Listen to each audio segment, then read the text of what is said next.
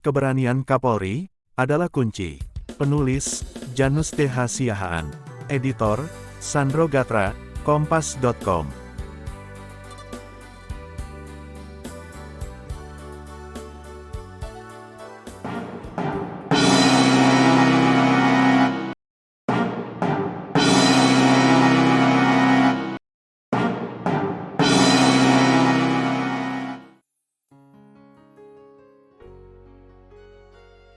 Perkembangan mutakhir kasus terbunuhnya Brigadir J di rumah dinas Irjen Verdi Sambo, pelan-pelan mulai memperlihatkan titik terang yang diharapkan akan sesuai dengan fakta yang sebenarnya. Narasi awal yang sempat dihadirkan ke ruang publik pelan-pelan mulai terbantahkan.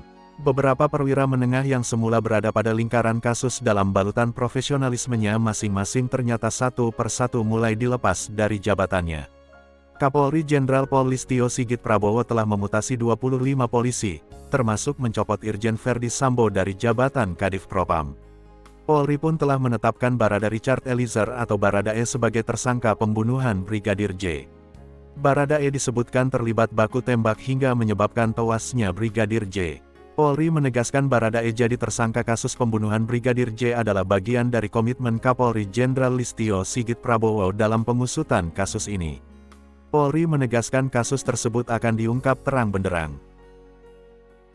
Ini menunjukkan komitmen Kapolri untuk mengungkap secara terang benderang terkait kasus tersebut, kata Kadif Humas Polri Irjen Dedi Prasetyo dalam jumpa pers di Mabes Polri, Jakarta Selatan, Rabu 3/8. Di sisi lain, penanganan kasus pelan-pelan beringsut naik ke tingkatan yang lebih tinggi, dari Polres Jakarta Selatan ke Polda Metro Jaya, dan berakhir di Bareskrim Polri. Dan yang patut diapresiasi, setelah dicopot dari jabatannya sebagai Kadif Propam Polri, akhirnya Irjen Verdi Sambo diamankan oleh Bareskrim Polri agar investigasi lebih lanjut bisa lebih fokus. Terlepas dari dinamika dialektis di dalam proses penanganan kasus, reputasi Kapolri secara personal dan Polri secara institusional nampaknya memang sedang dipertaruhkan.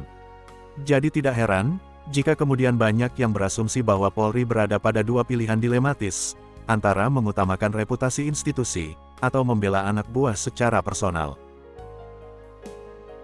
Namun, asumsi semacam itu nampaknya sangat menyesatkan, karena terkesan Kapolri secara personal diasumsikan memahami apa sebenarnya yang terjadi sedari awal, sehingga harus memilih di antara dua pilihan.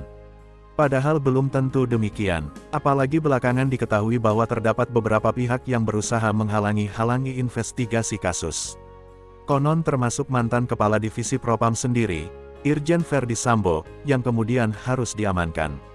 Artinya, informasi yang sampai ke meja Kapolri sedari awal memang cenderung tak utuh sehingga beliau benar-benar harus membersihkan proses investigasi terlebih dahulu dari pihak-pihak yang ingin mempengaruhi hasil investigasi, sebelum masuk kepada substansi kasus.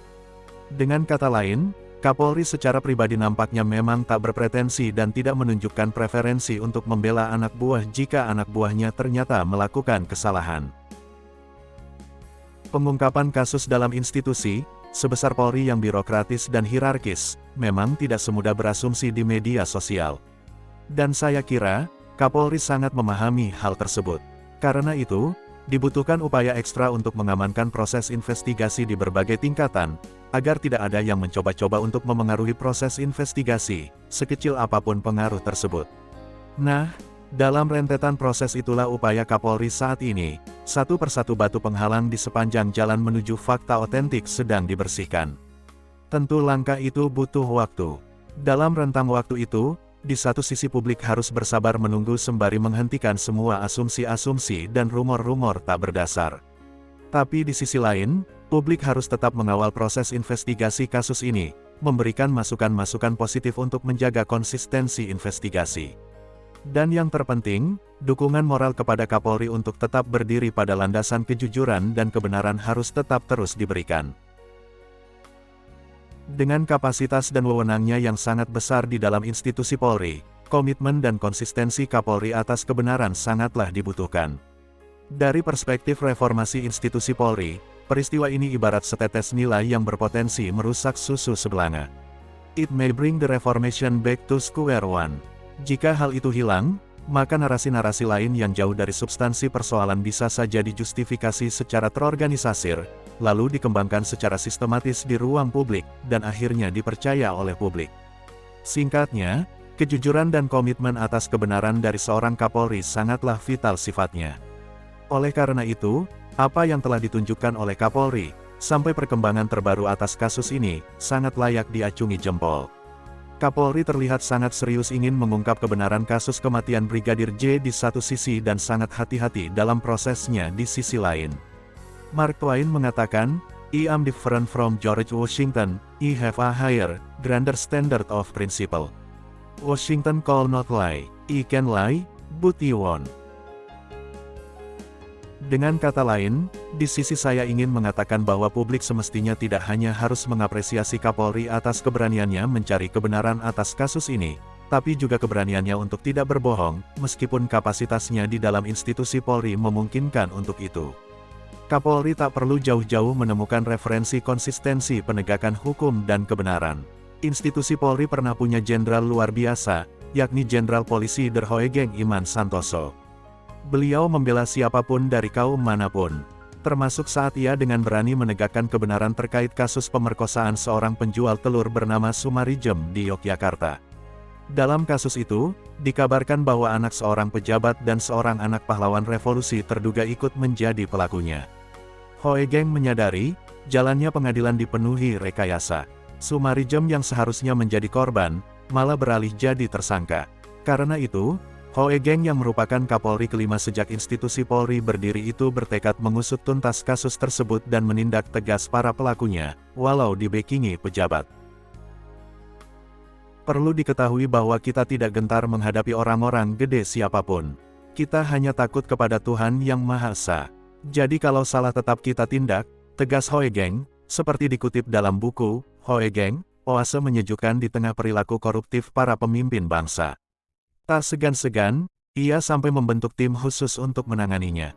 Ia memberi nama, Tim Pemeriksa Sum Kuning, di Januari tahun 1971. Kasusnya kian membesar bak bola salju menggelinding. Sejumlah pejabat dan polisi Yogyakarta yang anaknya disebut terlibat, membantah lewat media massa.